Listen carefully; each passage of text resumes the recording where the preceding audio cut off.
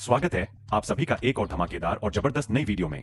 आज मैं आपके लिए लेकर आया हूं 2025 में आने वाले कुछ सुपर एक्साइटिंग गेम्स जिन्हें आप अपने पीसी, PS5 और Xbox सीरीज एक्स एस पर दिल खोलकर एंजॉय कर सकते हैं। तो दोस्तों तैयार हो जाइए गेमिंग की दुनिया में कदम रखने के लिए। चलिए बिना कोई वक्त गवाए वीडियो शुरू करते हैं और बात करते हैं इस लिस्ट के पहले धमाके के बारे में, जो है नंबर।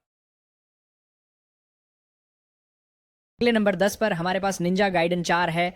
निंजा गाइडन के साथ बने रहते हुए लेकिन अब आधुनिक 3D वाले। मुझे विश्वास नहीं हो रहा कि हमें एक नया निंजा गाइडन गेम मिल रहा है। मुझे नहीं पता क्यों मुझे इसकी उम्मीद नहीं थी, लेकिन यहाँ हम हैं। न केवल ये टीम निंजा है बल्कि प्लैटिनम भी है, तो उम्मीद है कि ये, आप जानते हैं, अराजक मुकाबला एक्शन के मामले में एक स्वर्गीय मेल है। हमारे पास एक नया मुख्य किरदार भी है जिसके बारे में मैं पूरी तरह से आश्वस्त नहीं हूं, लेकिन मैं उन्हें एक मौका देने के लिए तैयार हूं क्योंकि सौभाग्य से रयू अभी भी खेल में है और यह महत्वपूर्ण है क्योंकि वह शानदार है। अगर आपने कभी इन निंजा गाइडेन खेलों को नहीं खेला है तो कुछ वास्तव में चुनौतीपूर्ण लेकिन मजेदार कार्रवाई और जबरदस्त बॉस लड़ाइयों की उम्मीद करें। मुझे उम्मीद है कि वे उन मूल निंजा गाइडेन खेलों का आदर कर सकते हैं। ओरिजिनल निंजा गाइडेन और निंजा गाइडेन ब्लैक तकनीकी रूप से जैसे ये अभी भी जैसे अब तक बनाई गई सबसे बेहतरीन गेम्स में से एक है। खैर, निंजा गाइडेन 4 रिलीज हो रही है अक्टूबर 21 को। अगला नंबर 9 पर metal gear solid delta snake eater. यह क्लासिक मेटल गियर सॉलिड 3 का रीमेक है जो लगता है कि उस गेम के बहुत से गेम प्ले और एनिमेशन और सिर्फ स्टाइल को बनाए रखता है, लेकिन इसे नए रूप और कुछ बदलावों के साथ सजाया गया है ताकि गेम को थोड़ा आसान बनाया जा सके। जो मैंने देखा है उससे लगता है कि यह मूल गेम प्ले को उसके छोटे छोटे पहलुओं तक बनाए रख रहा है और मुझे लगता है कि यह अच्छा है। ये निश्चित रूप से अब तक के सबसे अच्छे खेलों में से एक है, लेकिन मैं निश्चित रूप से पूरी तरह से एक कट्टर मेटल गियर सॉलिड प्रशंसक के रूप में पक्षपाती हूँ। हालांकि मैं बहुत चूजी हूँ, इसलिए अगर ये रिलीज होता है और मुझे पसंद नहीं आता तो मैं आपको बिफोर यू बाय में बता दूंगा। फिर भी मुझे लगता है कि इसके माध्यम से मेटल गियर सॉलिड से परिचित होने के कई नए लोगों के लिए संभावनाएं हैं। मैं बस सच में आशा करता हूं कि कोनामी इसे खराब नहीं करेगा। ट्रेलर्स अच्छे लग रहे हैं, तो ये 28 अगस्त को रिलीज हो रहा है। अगला नंबर 8 पर माफिया द ओल्ड कंट्री। यह एक नया माफिया खेल है जो अतीत में सेट किया गया है। यह 1900 के शुरुआती दशक में है और यह सिसिली में है जहां अपराध परिवारों से संबंधित है। जिस पर बिल्कुल अद्भुत हो सकता है। वे फिर से अधिक कहानी आधारित साहसिक पर ध्यान केंद्रित कर रहे हैं। विन कार चेज, संभवतः घोड़े और टाइट थर्ड पर्सन शूटिंग और सेट पीस हैं और मुझे लगता है कि यह संभावित रूप से शानदार हो सकता है। कुछ साल पहले आया माफिया 1 का रीमेक बहुत अच्छा था। यह थोड़ा छोटा था लेकिन फिर भी इसे खेलना बहुत मज़ेदार था, और अगर वे यहाँ भी वही करते हैं और वे एक कम कीमत भी ले रहे हैं, जैसे खेल की कीमत $50 होगी, तो मुझे लगता है यह सही कदम है। माफिया द ओल्ड कंट्री 8 अगस्त 2025 को रिलीज हो रहा है।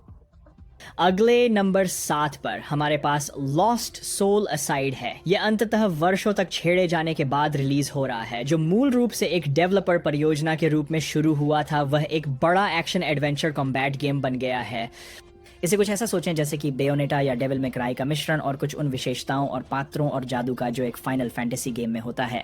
हम कई वर्षों से इस पर नजर रख रहे थे और हम बहुत खुश हैं कि यह अंततः एक पूर्ण गेम बनने जा रहा है। प्लेस्टेशन इसे प्रकाशन कर रहा है। उन्होंने निश्चित रूप से इस पर कुछ समय से नजर रखी थी, तो शायद उन्होंने सचमुच इसमें कुछ खास देखा होगा। अगला नंबर 6 पर हमारे पास लिटिल नाइटमेयर्स 3 है।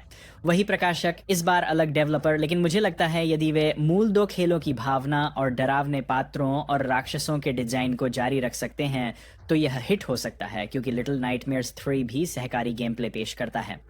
जबकि दूसरे खेल में ध्यान इस बात पर था कि आप किसी को अपने साहसिक कार्य पर ले जाते हैं, यह वास्तव में एक सहकारी खेल नहीं था। तो यहाँ लिटिल नाइटमेयर्स 3 पूरा सहकारी है। यहाँ वास्तव में शानदार सहकारी हरकतों और पहेली तथा डिजाइन के मामले में रचनात्मकता के लिए बहुत संभावनाएं हैं।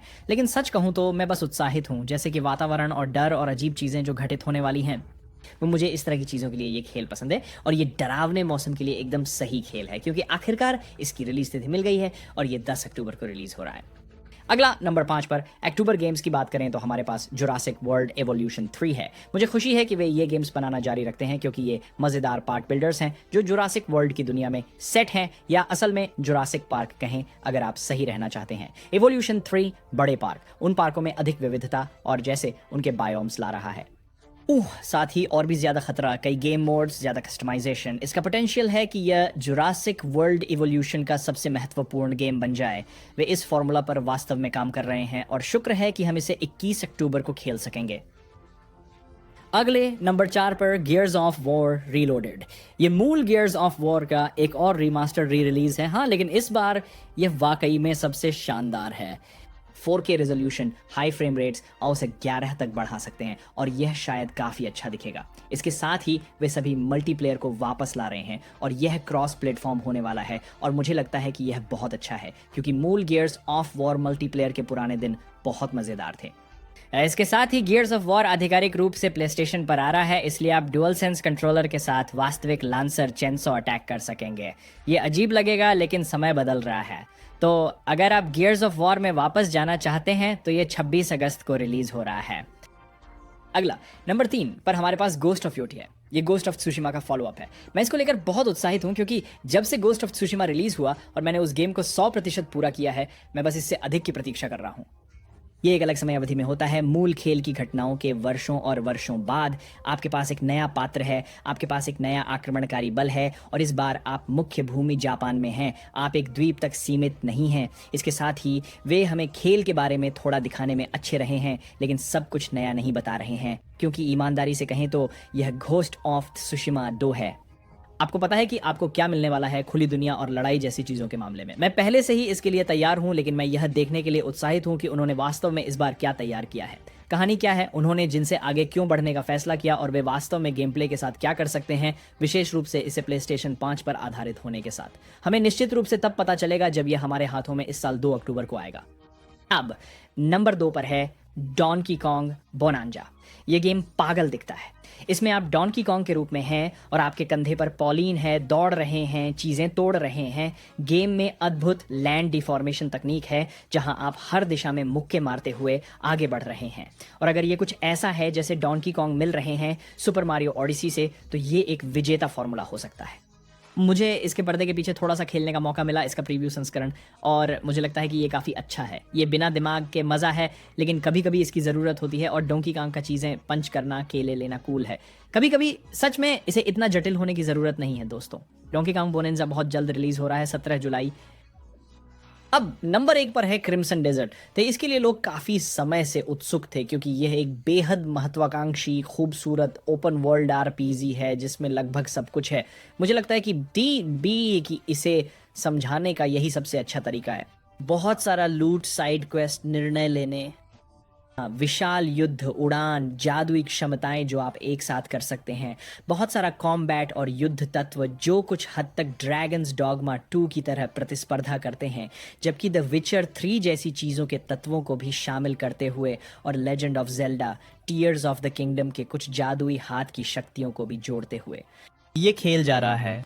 मध्यकालीन कल्पना और अजीब वीडियो गेम जादू की चीजें। पर्ल एबिस इसके पीछे के डेवलपर्स पहले ब्लैक डेजर्ट ऑनलाइन पर काम कर चुके हैं। वे इस गेम पर लंबे समय से काम कर रहे हैं।